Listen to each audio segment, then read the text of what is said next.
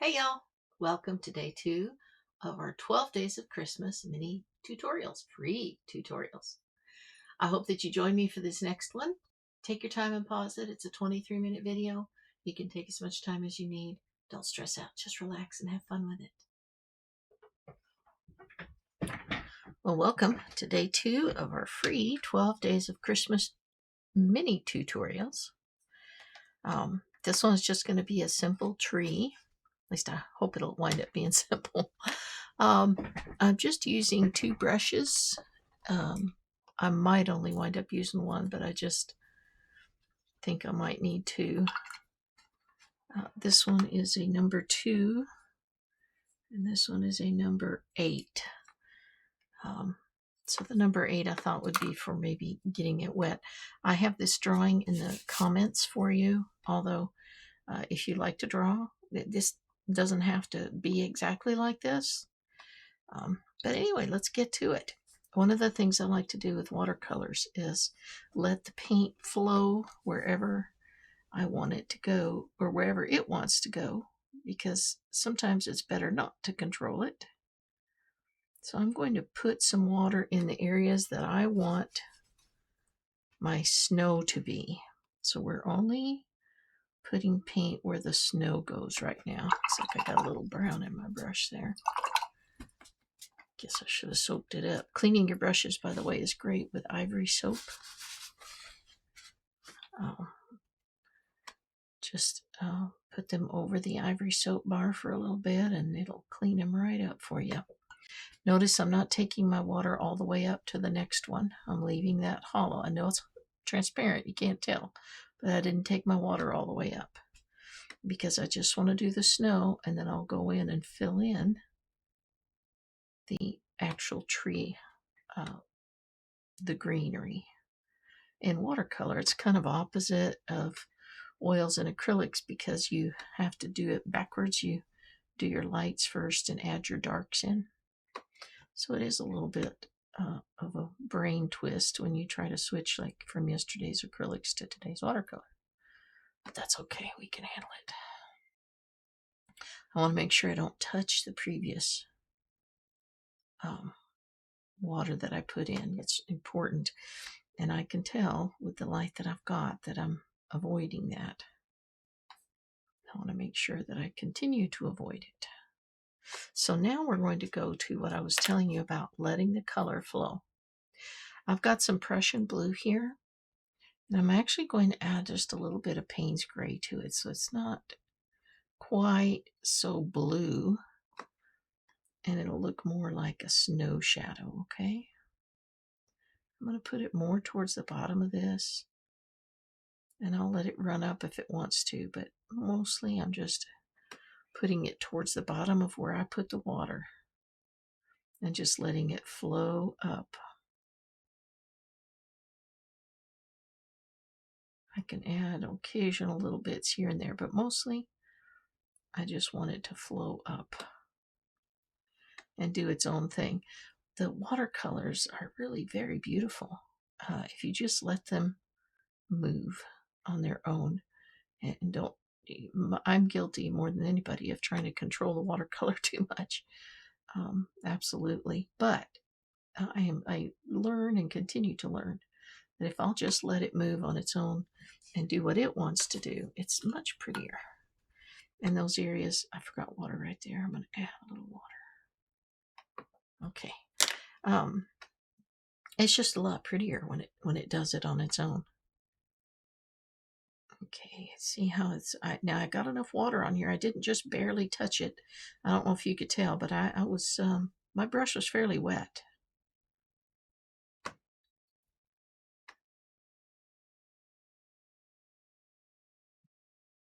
Now, if there's an area that I want to be whiter, that's easy enough to accomplish.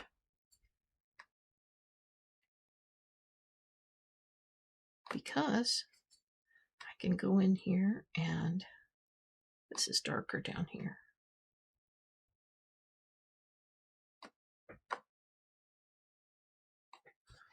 I'm going to go in with a little bit of a paper towel And if I want something to be whiter where the light's hitting it, I can just sort of pick it up right there. Maybe right there where the light should be hitting the top of that. Right? And then the bottom is more of a shadow.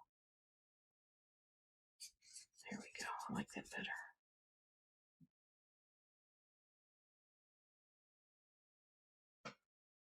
That is very cool. I like that. Okay, we're going to let that dry for just a minute. So I'm going to pause it, but usually it only takes about 5 or 10 minutes for that to dry. I just realized I forgot a little section here. Right down in there.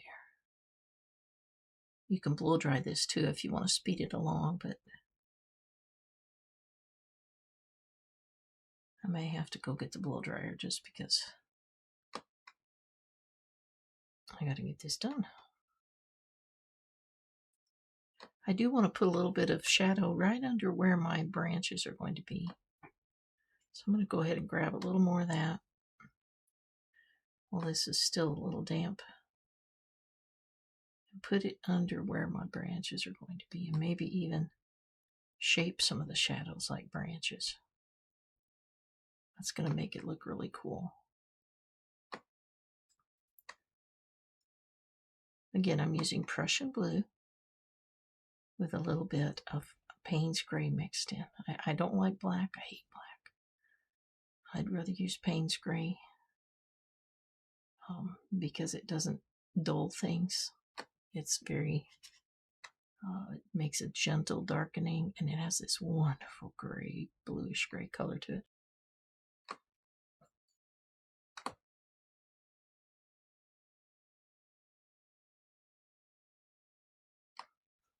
Okay. Little shadow under this one right here.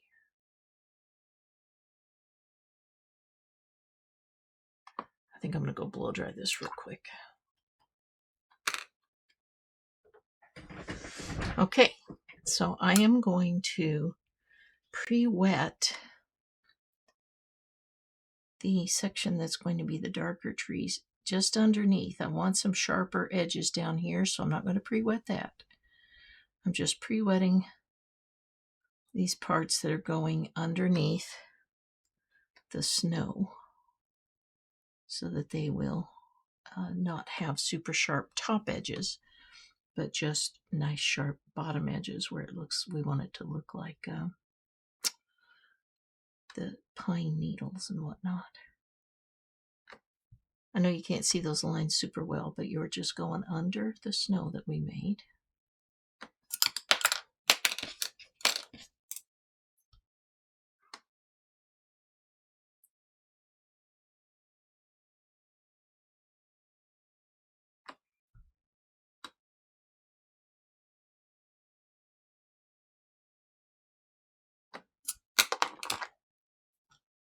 My brush keeps bumping my water bottle. I've got it in a different place, and evidently my brain is not adjusted yet to that. Okay, I'm going to go into my favorite green, Perylene green. Golly, I love this color. It's gorgeously dark.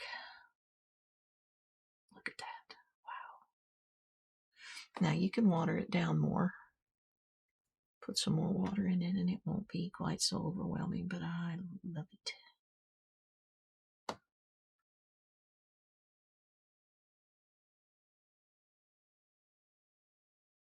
Lots of little branches coming down here.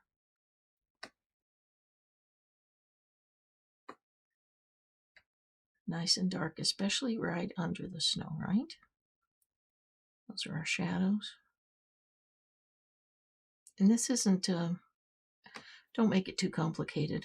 Just, you know, you're doing the basic shapes of a pine tree, right? Up top here, there's wasn't quite enough for the snow to sit on, so it got some actual regular pine branches and needles. I'm varying my darkness, okay? I don't want all of it to be super dark. I don't want all of it to be, watered down. I want it to be different. I'm just bringing out some little needles every now and then. See how that's coming together? Looking like a tree that's been snowed on.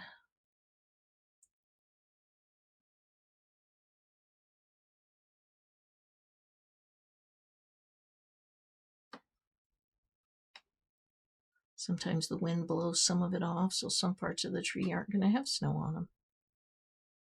But most of the tree, this looks like it's a pretty heavy snow that fell on our picture. Add a little dark and nice right there. I'll fill in some of these areas.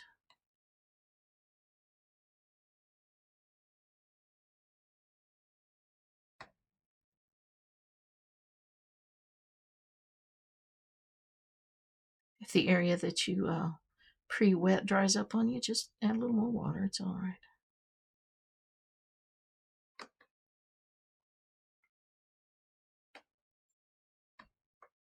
The main thing is I want to make sure that there is some greenery holding up our snow so that our snow isn't just sitting there, in space with nothing under it, because it's got to have something holding it up, right?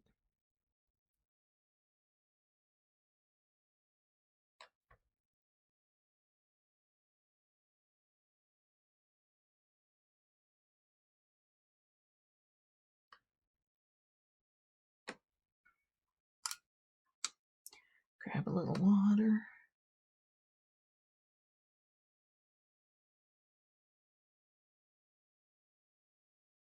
Make sure it's good and dark down in there. Put some needles coming out right here. Maybe a little dark right under it.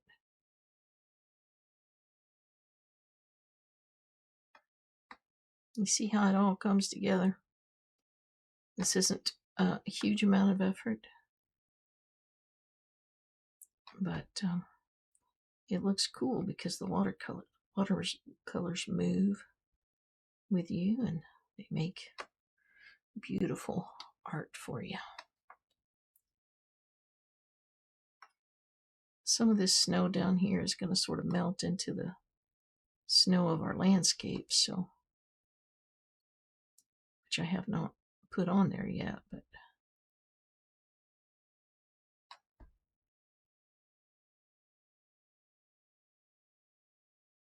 almost missed a little section there.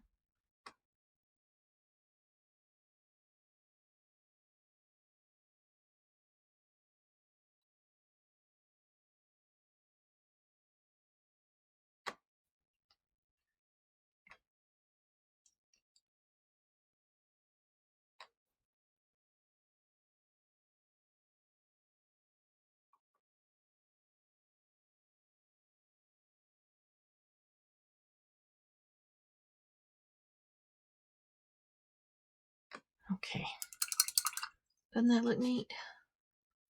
I'm going to give a little bit of shape to this snow right here. It doesn't have, it didn't have any shadows on it. So what happened is it sort of disappeared. We're just going to give it a little bit of highlights so that we can find it again. And you can also add a little more shadows to your snow if you want to.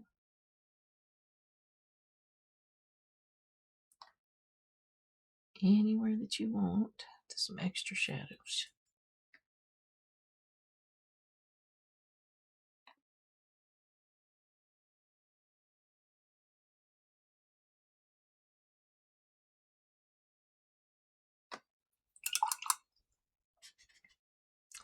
I thought maybe we'd put some little twigs in here. I've got a little burnt sienna.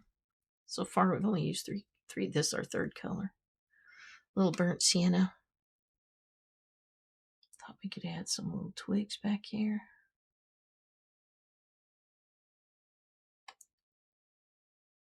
Just give a little interest to the scene. Don't have to do this, but I do like to just remember to bring, I do like to put twigs in, just remember to bring the twigs down so that they don't just end in nothingness.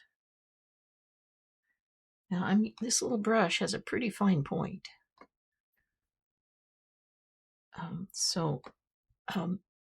And whenever I put paint on it, I usually roll it a little bit too, so that works on that little point and makes it even finer.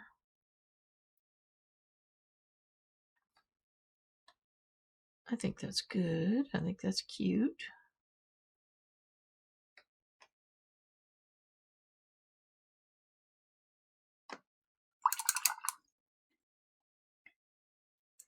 I'm going to put a little more dark green right at the top here just to make it stand out because it just looks a little too light.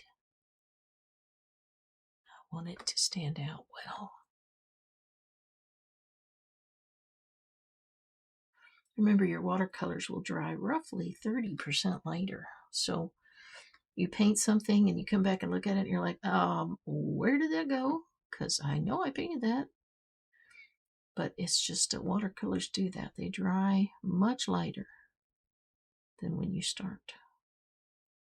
And you have to keep that in mind when you're working. So you have to make it just a little bit darker to prepare for that. See how much lighter that dried than when we put it down? That's why I'm adding some nice dark Perylene green into those areas to make sure that it looks dark. And I think there should be some right here.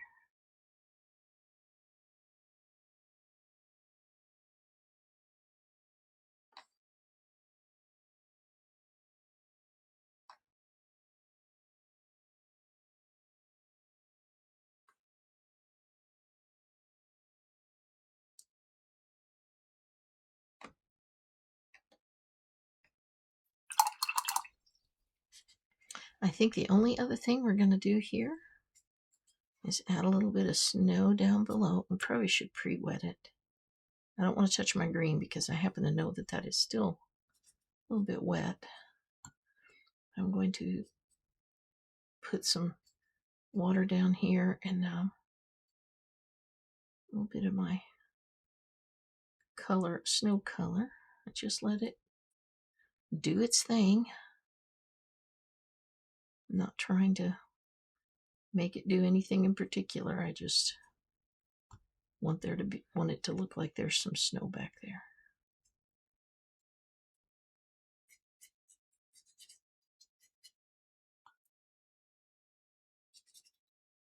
Now, wouldn't that make a real pretty card? If you take a little bit of your darker color, you can add some shadow down to the bottom of the snow, clean your brush, and bring clear water right above it. If it dries too light, you know what I was telling you, it dries lighter. So sometimes you have to come back with a little extra color and add it to the bottom of your snow so that it'll look like it's thick.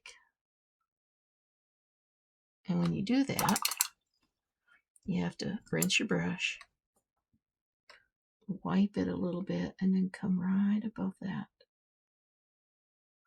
and let that flow up.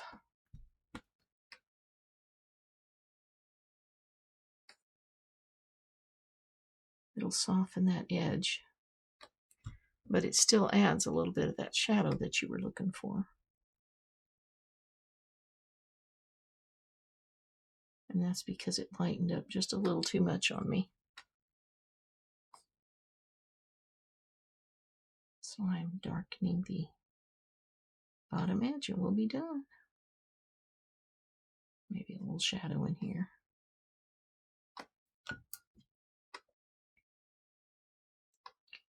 And just clean water right above it to let it flow up into it so it's not a rough edge. I want it to be a smooth transition because it's snow folding over, so it needs to be a smooth transition. There you go. I think other than a little more shadow under these leaves right there, we're good. I'm going to show you a cheat in case you lose your whites, okay? This is P.H. Martin's Bleedproof White. If you're going to do watercolors, you have to have this around. Now, there are purists that say, you can't use that. You can't use that. That's not fair. That's okay. They can do what they want, and we can do what we want, right? So we're going to, I like to take a little bit out because I don't want to put my dirty brush into this. So I will take a little bit out, put it on the lid. And this is pure white. Unlike watercolor white paint, this is pure white. So if you lose some of your whites, you can come back and put it back on with this P.H. Martin's. See how that put it back on?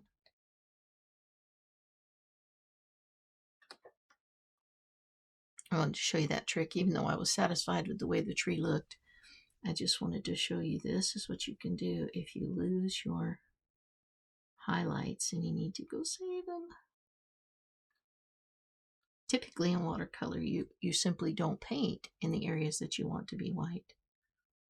But sometimes, like if you want stars in your sky, we'll do that when we're going to paint a little snowman with a starry sky. And so in order to get stars in our sky, we do have to have some P.H. Martin's. So this is how you bring back your whites if you happen to lose them. There we go. Now the sun is shining down on our snow a little bit. How about that? Isn't that pretty? I hope you enjoyed that. That is our day 2 of our 12 Days of Christmas mini tutorials. Tomorrow we might go back to acrylics. I haven't decided yet, but I hope this was fun for you. I cut this. This is a 9x12 Aquarello. I love Fabriano Aquarello. It's 100% cotton. It's got a nice little bit of texture to it. It's cold press, and it's just right. And so if you take this 9x12 and you split it in half both directions, you got yourself 4.5x6 cards, which is perfect for putting on the front of a Christmas card. You just trim it out. And what I do is I use a little bit of that removable glue, and I put it right on top of the card so that they can take it off and frame it if they want to. It's not glued hard, you know. Use some kind of those scrapbooking attachments, or even rubber cement. Rubber cement lets them peel it right off, and they can put it in a frame if they really like it. So don't forget to sign it. Well, I hope you enjoyed that. It's always fun to paint. And if it doesn't look like mine, that's okay. It's not supposed to. It's supposed to look like yours. So just enjoy yourself and embrace the variety that comes with art. Follow and join me tomorrow for day 3 of our 12 Days of Christmas mini tutorials, free tutorials. And I hope that you'll join me.